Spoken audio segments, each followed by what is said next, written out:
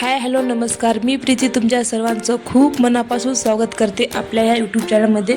तर श्रीषा बाहेर गेली होती. बाहेर गेल्यामुळे तिथं कुठं तर हॅपी बर्थडे बघितला काय माहीत. घरी आल्यानंतर ती mummy happy birthday mummy cake असं म्हणत होती. केक तर घरी नव्हता, मग काय करावं म्हटलं. मग घरी ॲपर होतं ते चांगलं केकसारखं सेम कट करून दिलं. त्याला थोडेसे काजू वगैरे बदाम वगैरे ठेवलं. नंतर तिला म्हटलं हे केक आहे. मग ती केकसारखं कट करत होती. आम्ही हॅपी बर्थडे असं म्हणत होत्या. नंतर दुसऱ्या दिवशी आम्हाला दुसरीकडं शिफ्ट व्हायचं होतं. दुसऱ्या रूममध्ये जायचं होतं. मग मी सकाळी उठल्या अगोदर ते प्लॅस्टिकच्या भरण्या वगैरे सगळं डाळी वगैरे आपल्या पोत्यात कॅरी बॅगमध्ये भरून घेतल्या आणि ते भरण्या सगळं गच्चीवर घासून वाळू घातल्या. नंतर हे कांदे चा पाचोळा करून मला पोत्यामध्ये भरायचे होते.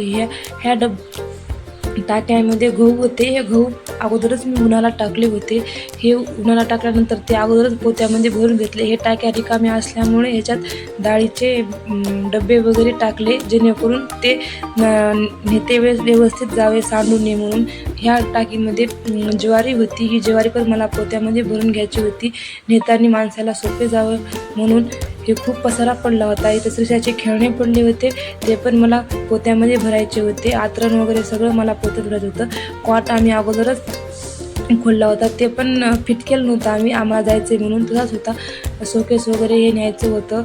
सगळं सामान मला पोत्यामध्ये भरून घ्यायचं होतं. टी व्ही राहिली होती, टी व्ही पण आम्हाला काढायची होती.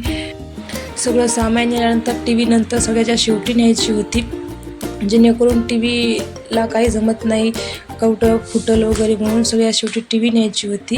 नंतर हे मी डाळी वगैरे भरून घेतल्या होत्या, त्यांना बांधायचं राहिलं होतं, त्यांना पण बांधून घेणार होते.